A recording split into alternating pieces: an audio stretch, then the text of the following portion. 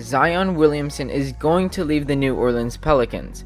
Whether it's sooner or later, he is set up to leave. The Pelicans have never been a good franchise and always seem to lose their star players. Zion Williamson is just the next star for this to happen to. His family already wants him to leave the city, and there are many red flags that are pretty much telling Zion that the Pelicans aren't for him. For as long as the organization has existed, the Pelicans have constantly failed to build a competing roster around their stars. In the 2005 NBA draft, the New Orleans Pelicans got Chris Paul with the 4th overall pick. The record was always around the 500 range and were never a true contending team. They made the playoffs 3 times in 6 years, and they were first round exits every year except for 1 year where they got knocked out in the second round. Their second best player next to Chris Paul was David West.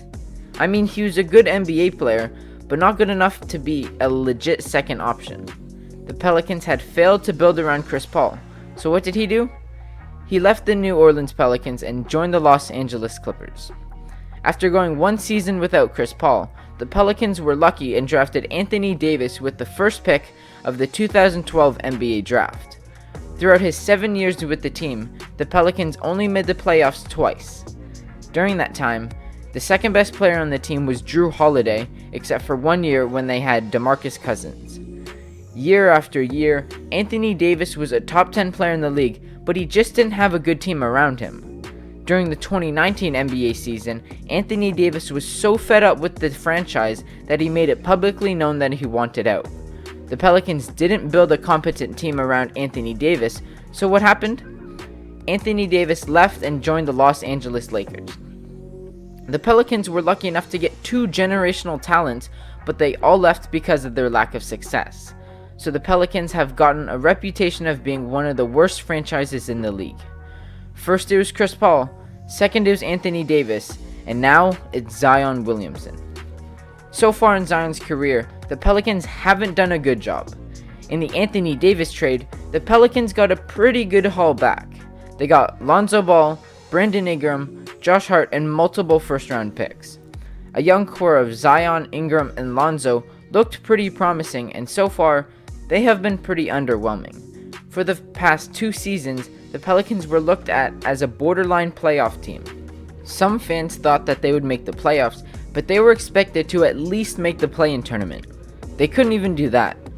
Lonzo and Zion had pretty good chemistry, but what they really messed up on is that they didn't match Chicago's offer. I understand if the Pelicans didn't want to pay Lonzo over $20 million a year, but they could have traded him at the trade deadline last season. The Pelicans knew how much teams would offer Lonzo, and if they traded him, they could have gotten so much more in return. Because New Orleans is a small market, a lot of players wouldn't choose to go there. Signing free agents is a struggle, and it would have been huge to get players back for Lonzo. But instead of that, they just let Lonzo go for pretty much nothing. The only things they got back from the sign-and trade was Thomas Satoransky, Garrett Temple, and a second-round pick. That's it. They signed Devontae Graham in the offseason to try to replace Lonzo. I mean, he's a good player, but definitely not on Lonzo's level.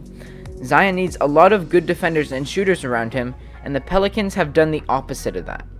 They let Lonzo go, which is a great defender and shooter. They got Eric Bledsoe in the first place, but when they traded him, they got almost nothing in return. Devontae Graham is a solid shooter, but he doesn't provide anything on the defensive side of the ball. They got Jonas Valanciunas, who is a solid defender, but he can't stretch the floor very well. So far this year, the Pelicans are shooting 31.6% from 3, which is 27th in the league.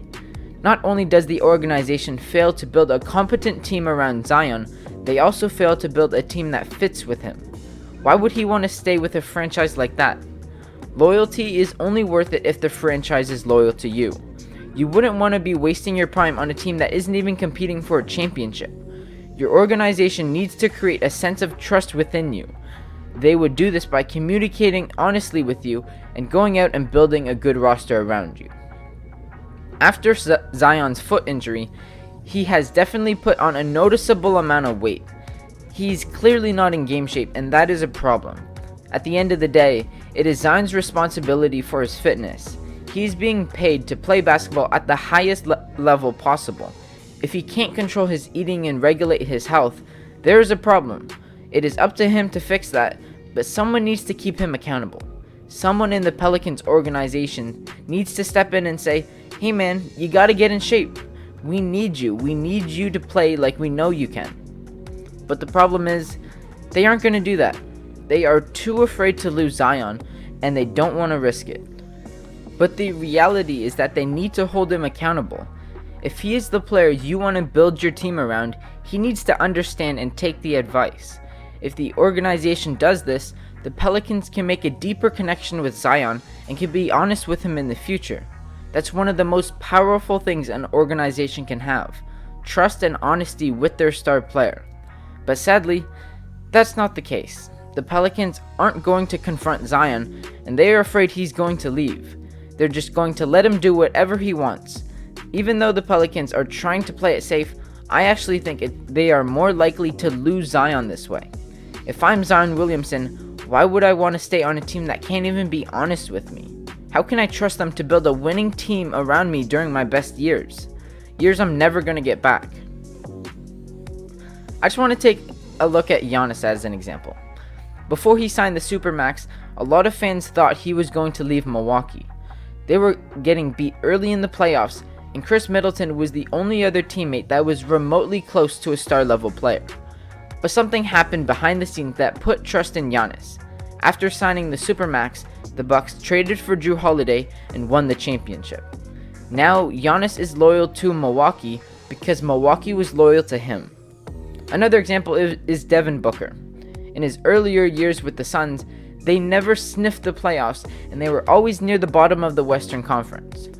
Many fans said that he was putting up empty stats and that he was going to leave. Phoenix proved that they were loyal to Booker by building a competent team around him. They hired a good coach in Monty Williams, they got Chris Paul, and filled the team with very solid pieces. They went on and made a finals appearance. Now it looks like Devin Booker is going to be loyal to Phoenix because Phoenix was loyal to him. The Pelicans need to build that trust with Zion and surround him with a good team. And if they don't, they could be saying bye to yet another generational talent. I hope you enjoyed today's video. If you did, leave a like as it does help me a lot. I read every single comment, so let me know what you think in the comments down below. Subscribe for future basketball content, and thank you for watching.